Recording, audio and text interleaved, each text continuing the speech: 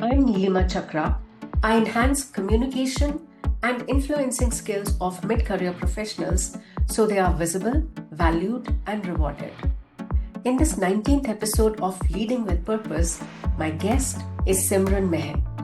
Simren is the practice lead, OD and leadership development at Amdocs.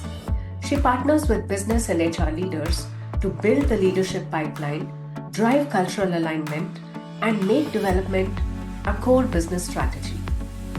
With over 20 years in the learning and OD space, she uses behavioral science, empathy, and strategy to transform systems and mindsets. A strong advocate of inclusion at work and in life, she loves to ensure everyone feels seen, heard, and valued. Simran, a very warm welcome. I am so happy to host you in Leading with Purpose. Thank you. Thank you very much, Nirima. It's my pleasure to be part of this conversation today.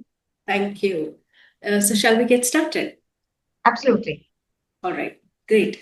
I've known you for a bit, and you've been a part of organizational development for a long time. How do you think the space has evolved in the last 6 to 7 years? Over the last decade, I would say there's a lot of rapid technological, societal, and workforce shifts that have really happened. Especially biggest changes has been the deep integration of digitalization and agility into our OD practices. So organizations are not seeing or treating digital as a separate strategy. It's embedded into every aspect of transformation. So even a research from McKinsey shows that companies that invest in digital and people capabilities simultaneously are 2.5 times more likely to succeed in transformation. So organizations are now becoming more adaptive, I would say, because of this co-evolution that's happening between digital and OD. Another thing that I've seen in my own experience at Amdocs is this rise of what you call the ambidexterity of organizations. So, trying to balance efficiency in the current operations and also make bold leaps, in innovation for the future. So there is gone is the time when the leaders would operate or organizations could succeed with only an either or kind of a mindset. It's today a both and. So if you think about, say, Amazon also as an example, while making sure that their current or their regular business sustains itself and its work model sustains itself, there's also been rapid innovation that they've made in the space of AWS, Amazon Web Services. So it's like being able to balance the two opposites, the polarities, and still being able to succeed. So I think OD plays a very important role in inculcating this kind of a mindset in leaders today as well. So OD today, in short, is no longer about just incremental improvement. It's about building these systems, the culture, and the mindsets that are able to thrive in an era of constant uncertainty and constantly still try to innovate continuously. Yeah. So the innovation and the digitalization has become a part of the fabric, and it's not happening only for the client-facing world. It's becoming a part of life. Absolutely, it is. And you were saying two parts of polarity between efficiencies and innovation. Innovation is actually feeding into the efficiencies. Yeah. True. Yeah. Just that sometimes when orgs are focusing only on efficiency, they may just lose sight of innovation. So it's making sure that both of these are happening at the same time. Right. Okay. And what do you see as the biggest challenge for OD leaders in this, current landscape? Again, I would say that OD leaders are navigating a very complex environment today. One of the big challenges is balancing the entire hybrid work model itself. So Gartner's and all of these reports that keep coming out The 2023 research highlighted that employees value flexibility, but leaders at the same time are worried about its impact on culture, on how people are collaborating with each other and innovation. So, uh, organizations, I think everyone somewhere or the other is trying their best to deal with this by creating charters, which will be able to define how the teams want to balance flexibility with the business needs. So, I think that's one thing that OD leaders constantly will need to and are constantly dealing with um, day in, day out. Mm. Another challenge, I would say, I think in the last um, 2 years from the time Gen AI has hit us, is this entire talent readiness piece and automation. So, the World Economic Forum, in fact, predicts that 44% of the skills will be disrupted in the next 5 years. Not sure if it will happen before as well. Yeah. So, OD-led leaders constantly are under the pressure to reskill the workforce at speed.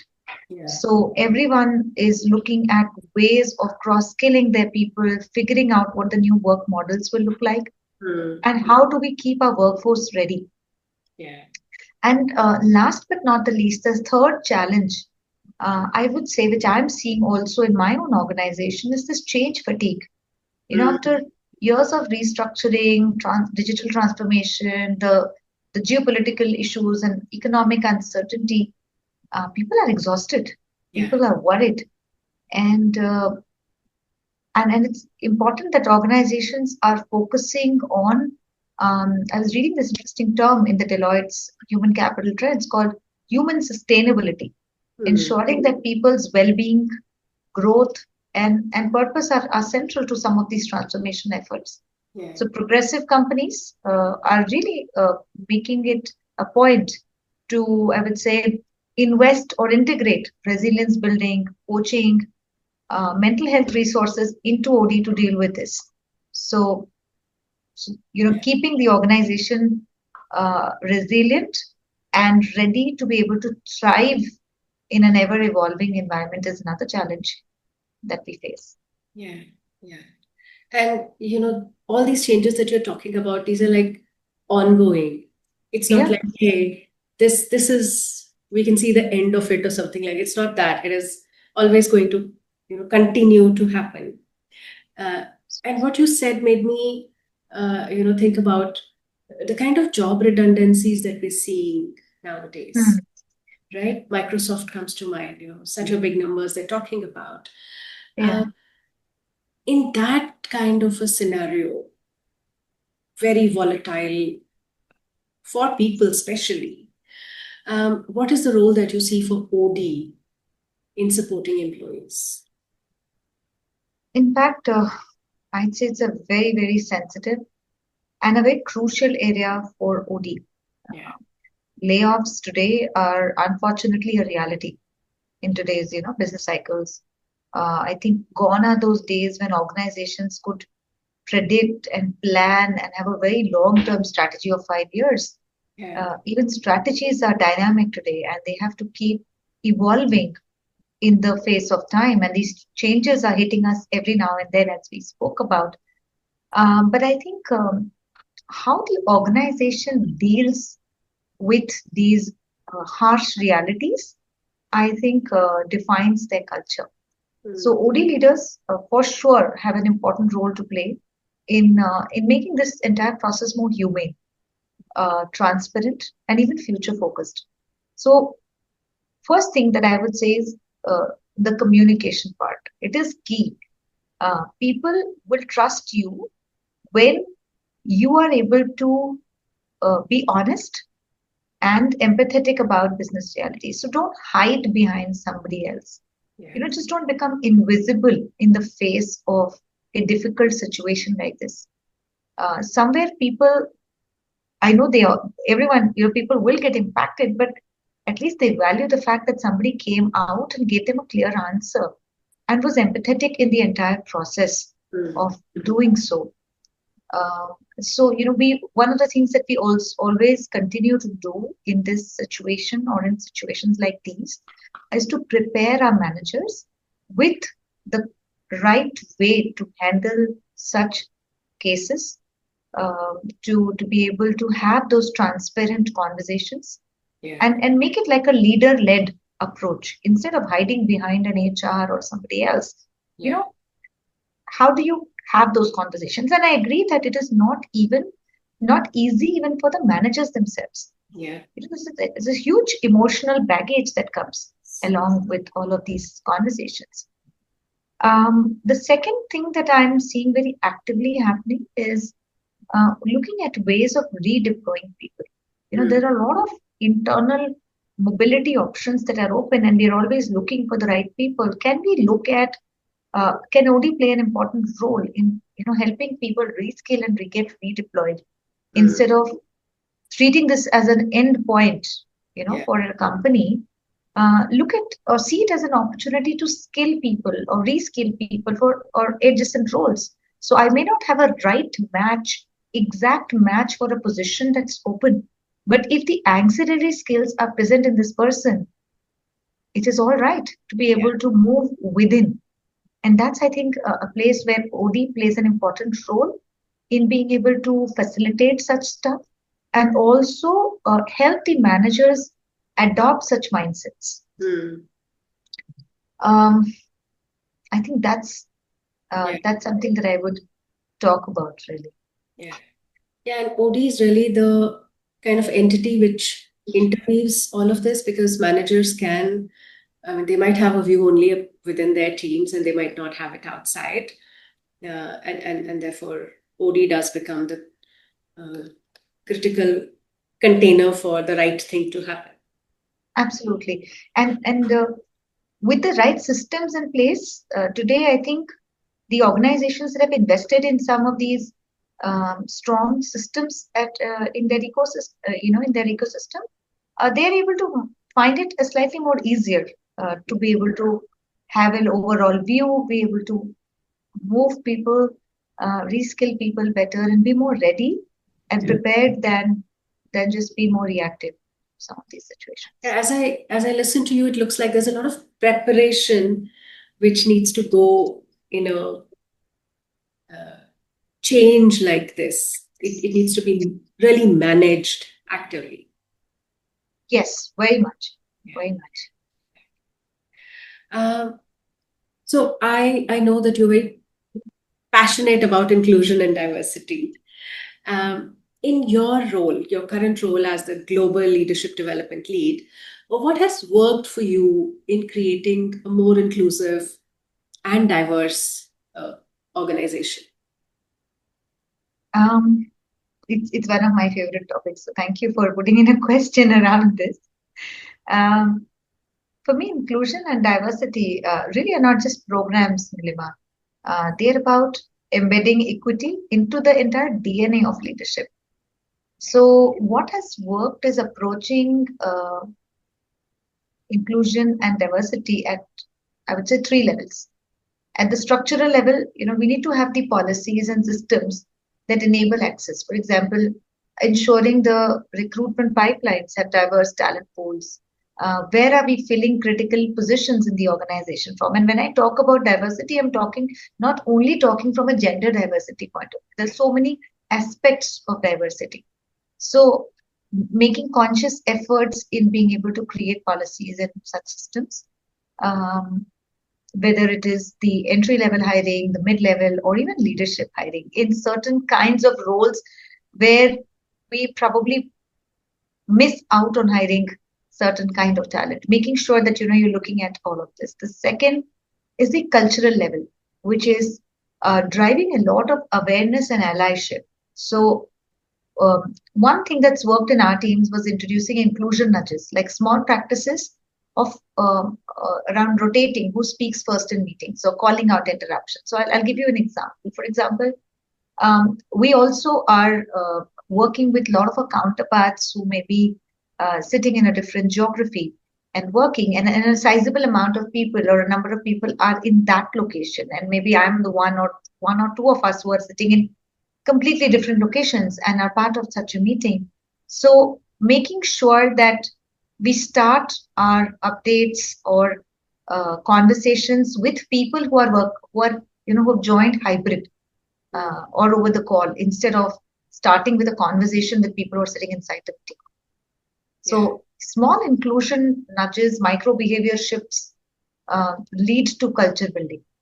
And I think at a personal level, I would also say leadership role modeling. So leaders who are able to share their own vulnerabilities and create psychological safety, they make inclusion real.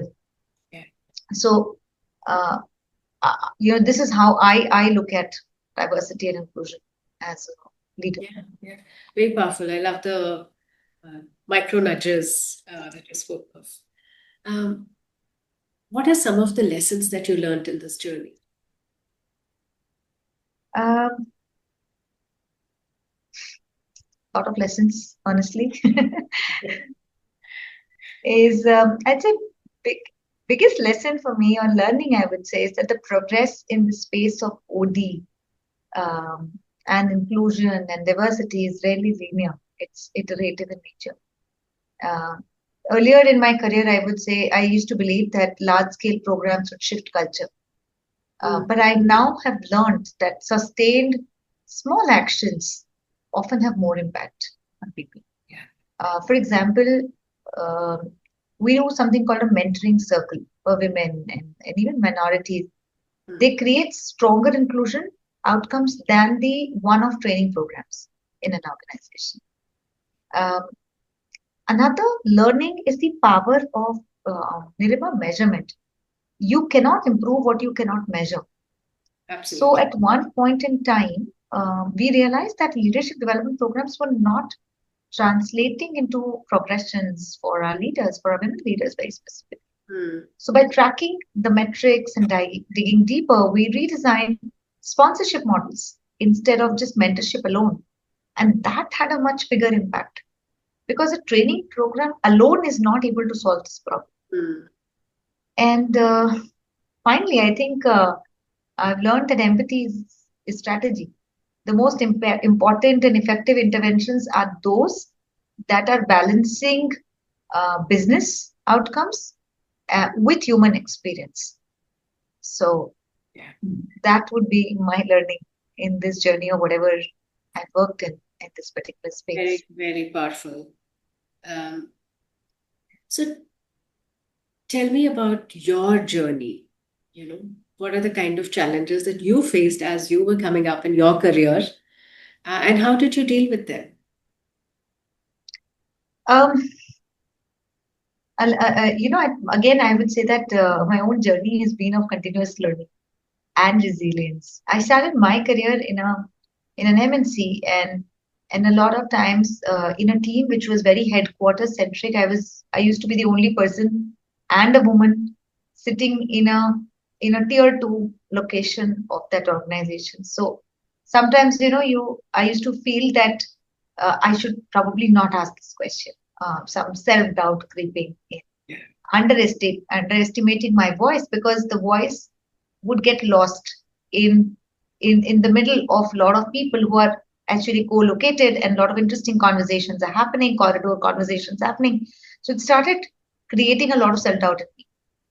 And then it was important that I found the right kind of mentors and allies who helped me also understand my own potential, I would say, Nilima. I'm lucky to have had managers, good mentors who really sometimes honestly told me or made me realize that you're thinking a bit too much. Come on, this is something that you shouldn't be worried about. You can do it. So I've gone through those phases myself of self-doubt. Uh, Given the fact that I also had a life situation where I was a caregiver of a child with disability, the pressure of giving the time and effort and energy at home while maintaining a full-time job wasn't easy at all, and it really tested me multiple times. So I would say, like many other women, I've also faced the classic challenge of balancing personal and professional responsibilities. Yeah. And there have been a time where I nearly opted out of a career opportunity. But then there were these leaders, there were these mentors who also taught me that, hey, you have other options. Why don't you use a sabbatical as a choice instead of just completely quitting? And I remember a leader who used to always say that each time a woman decides to opt out of her career, she is not only um, doing injustice to herself, but also injustice to the society, because her skills, her voice, her um, efforts could really mean a lot to the organization she is working for, the role model she is becoming for other women around, um, and society at large. So, one of the things that I learned is that careers are not sprints, it's like a marathon. Yeah. And you need to know, sometimes as a woman, when to dial down. Do not end up becoming I would say, do not let the circumstance lead to a dial down. You, when you make a choice of dialing down, you are okay with the consequences of that choice also. Yeah. So that's something that I would say. Right. And that's probably the hardest part. Yeah, yeah, Reconciling with the prizes and punishments of whatever decisions you take. absolutely. And I know it for a fact that we were a bunch of people who joined the organization at the same time, similar work experiences, similar educational backgrounds, and I did see a lot of my friends move ahead in their career trajectory much faster than I did. Yeah. And it's okay. We have each of us has our own journey, and making peace with that, I think, is most important. Yeah. Also, what you said earlier, looking at other options, because the society has almost normalized women to take a step back. Sure. And, therefore, just being mindful of, hey, what are my choices? And then, of course, also getting the encouragement to make those choices. True, true. I think um, you need a strong family support system as well to be able to give you the confidence to make some of these choices. Absolutely. Absolutely. So, when I coach women, often I see that they want those senior roles, but they don't throw their hat in because they don't want to compromise on like perks like hybrid working, flexible working, and things like that. They feel if they take up senior roles, then this might come down significantly. Do you also see that? And if yes, what is your message to such professionals? Very honestly, yes, I do observe a similar hesitation, and but I also at the same time do see women being able to, I think, take this in their stride. So at least when I see around in my organization, I see women also handling some very challenging projects, doing those late evening calls, sometimes coming onto a bridge in the middle of the night. It is not easy. For sure, it is not easy. And I think it is not easy for both the genders, but especially for women, because most of the time they're managing dual responsibilities. So flexibility has become one of the most valued benefits. So I think with senior roles may reduce this flexibility. The concern is real. It's actually real. Yeah.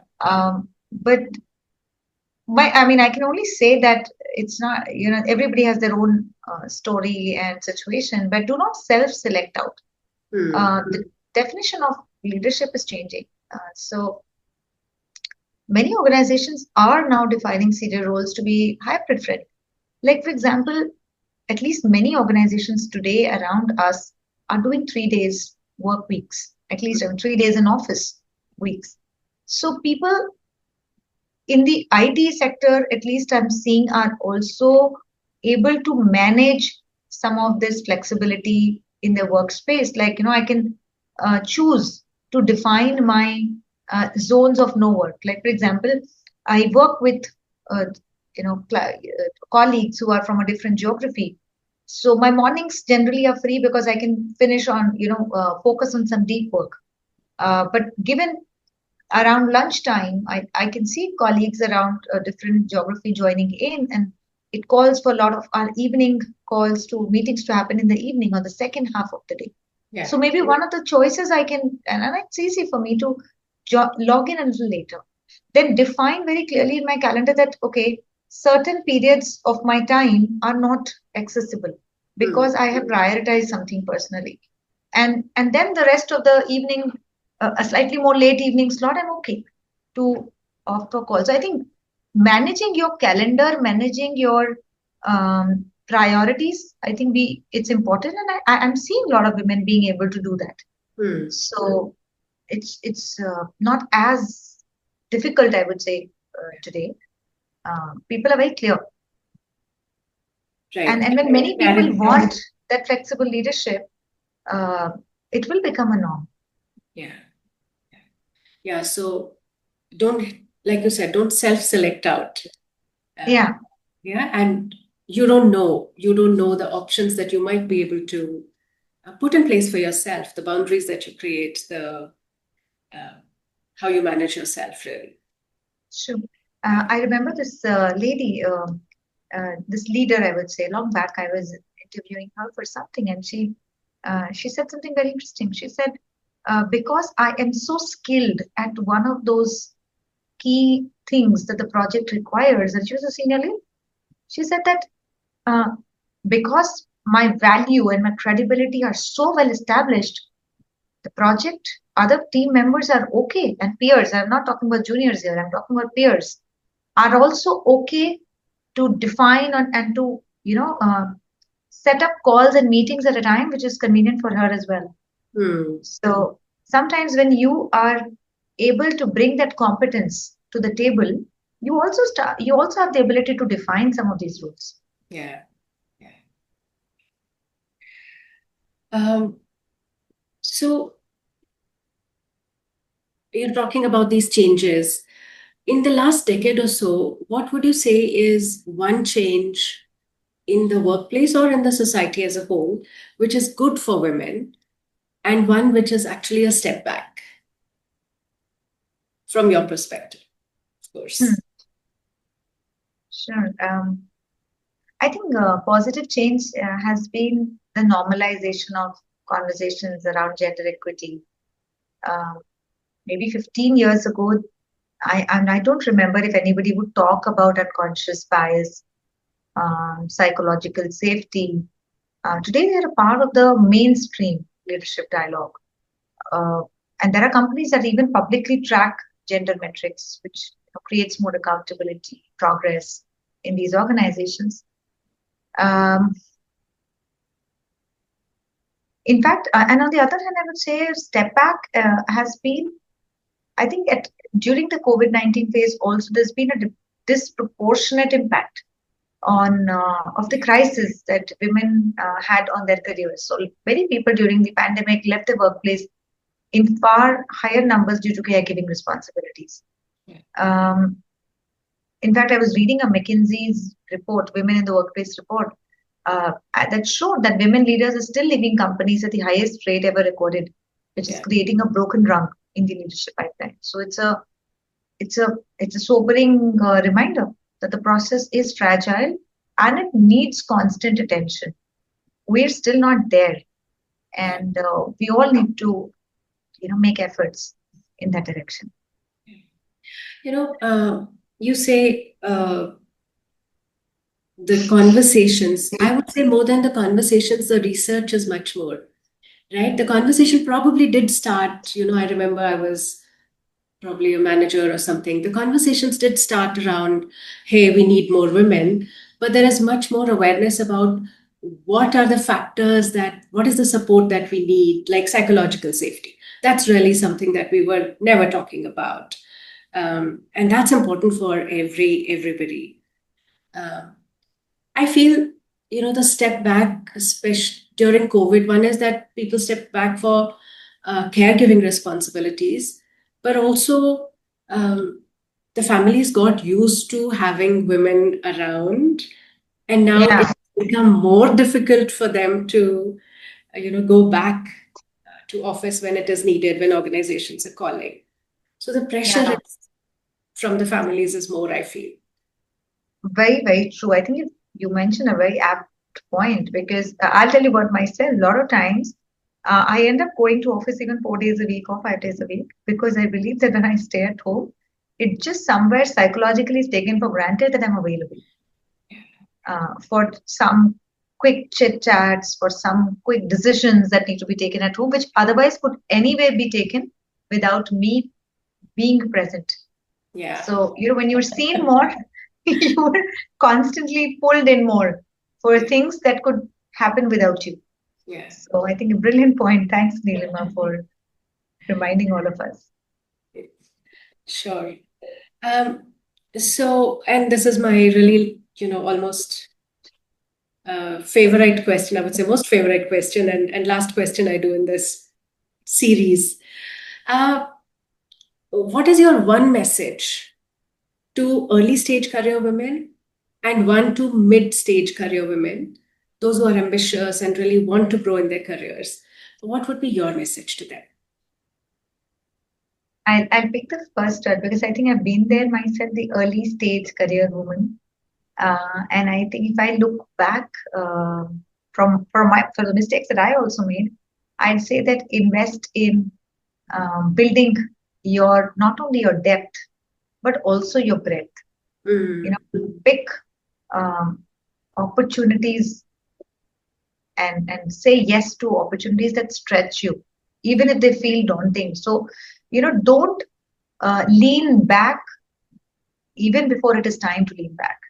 I heard this in Sheryl Sandberg's podcast, one of her TED Talks, that often or not, many of us in our early stages of career, the moment you've, probably decided that you're getting married or not, you're not even planned a family, but you already start leaning back, taking your foot off the gas pedal. If you just think about it, it's so psychological, so you don't even realize it's so unconscious that you've just started not raising your hand enough. But those are the times where you can stretch a bit. So seek those opportunities, build your skills, build your networks. And I think now the generation is much more smarter. I would say a lot of information is available. A lot of this knowledge sharing and access to information is available. So I think the generation is also becoming smarter. For mid-career women, I think I'd say that find sponsors for yourself in the organizations and even outside of them. Mentors will give advice, but sponsors are the ones who will open doors for you and advocate for you in the rooms where you are not present. So I'll talk about my own example. In my previous org, leading this entire piece of diversity learning and a flagship program for the entire org came to me because one of my mentors and a sponsor, I would say, recommended for this particular role that I may have never applied for myself. Right. So that opportunity was very transformative for me in my own career. So, it's either case, whether it's early career, mid career, the key is don't wait for the perfect moment to arrive. Careers grow when you lean into opportunities, and it is okay to get started with imperfection, but not keep waiting for that you'll be 100% ready and then the role will come to you. You will get into the role and you will become ready. They can happen in parallel.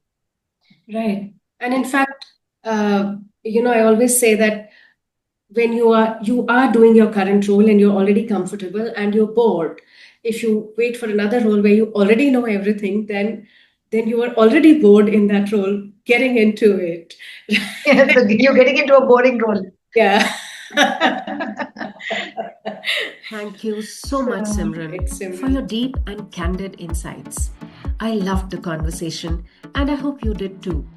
I look forward to hosting you again on Leading with Purpose. Thank you.